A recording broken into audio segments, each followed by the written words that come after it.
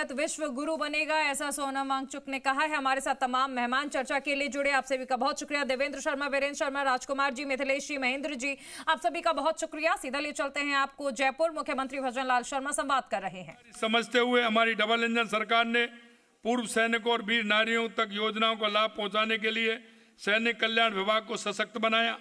युद्ध के बलिदानी योद्धाओं के आश्रितों और सौर पदक धारकों को 25-25 बीघा भूमि आवंटित भी हमने की है। बलिदानी योद्धाओं को 1 से 54 आश्रितों को, उनके परिवारजनों को सरकारी नौकरी भी हमने दी है। इसी तरह वीर सैनिकों के 47 आश्रितों को राजकीय सेवा में नियोजन किया गया है। पूर्व सैनिकों की पेंशन संबंधी विसंगतियां दूर करने के लिए जिला स्तर पर 418 कैंपों का आयोजन कर 1228 प्रकरणों का निस्तारण करने का काम भी हमारी सरकार ने किया है, क्योंकि हम सैनिक को प्रमुख मानते हैं। उनको किसी भी तरह की कोई परेशानी नहीं हो, उनका काम हर कीमत पे प्रायोरिटी देकर के पहले किया जाना चाहिए।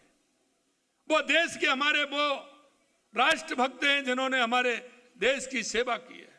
मित्रों, आज हम घर में सोते हैं, निश्चिंत रहते हैं, इसमें ऐसे हमारे उन सैनिकों की वजह से ही हम घर में ठीक प्रकार से रहते हैं और ठीक प्रकार से सोते हैं। हम निश्चिंत होकर रहते हैं, उसका कारण है कि हमारे सैनिक हमारी सीमा पर पूरी तरह से 24 घंटे चौकसी करते हैं, हमारी रक्षा करते हैं। रेस्को के माध्यम से पूर्व सैनिकों को भी पुनः नियोजन के अवसर प्रदान किए जा रहे हैं।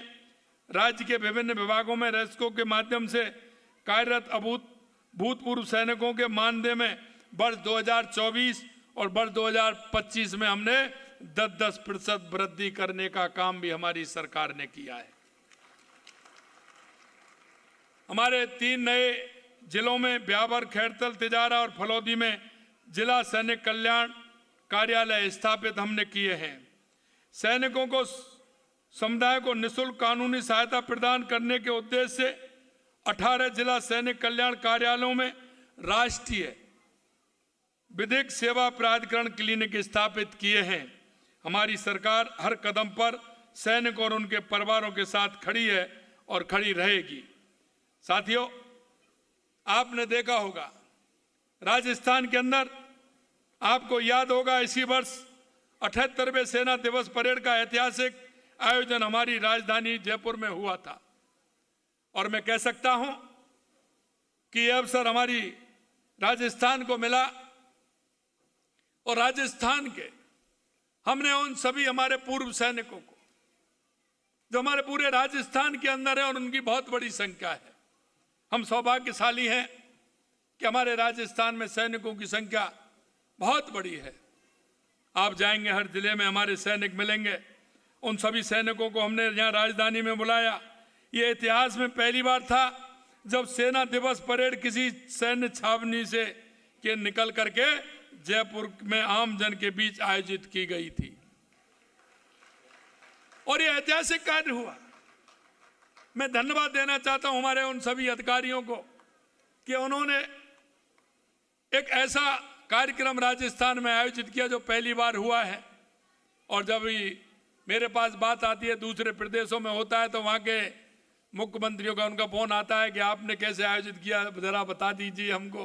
मैंने कहा आप उन्हीं से पूछिए, उनसे ही बात करिए, निश्चित रूप से आप आयोजित करेंगे, एक अच्छा कार्यक्रम आयोजित होगा हमारे युवाओं का।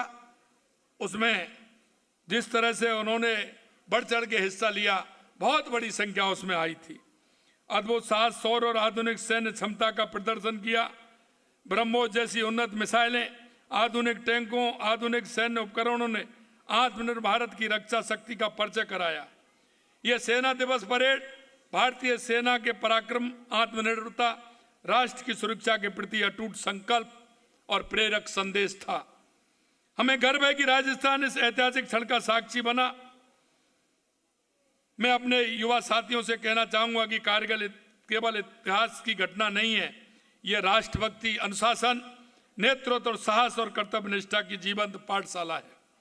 हमारा प्रयास है कि सेना के शौर्य, पराक्रम की ऐसी महान गाथाएं जन जन तक पहुंचे।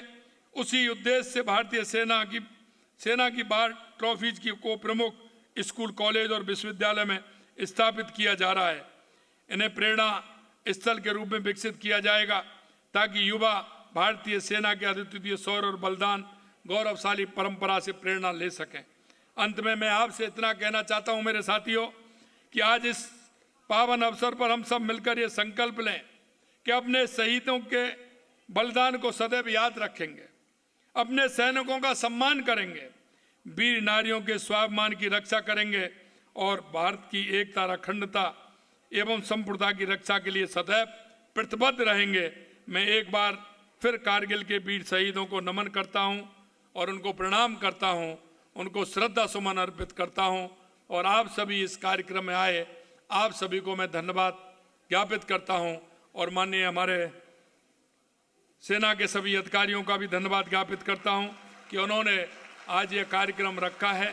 निश्चित रूप से ये देश के अंदर, प्रदेश के अंदर, जिले के अंदर इस तरह के कार्यक्रम हों जिससे कि हमारे आने वाली पीढ़ी को हमारे सैनिकों के शौर्य और उनके राष्ट्र के प्रति जो उनका कर्तव्य है और राष्ट्र भक्ति का जो जज्बा है उसके बारे में हमारी युवा पीढ़ी को आगे प्रेरणा मिलती रहे।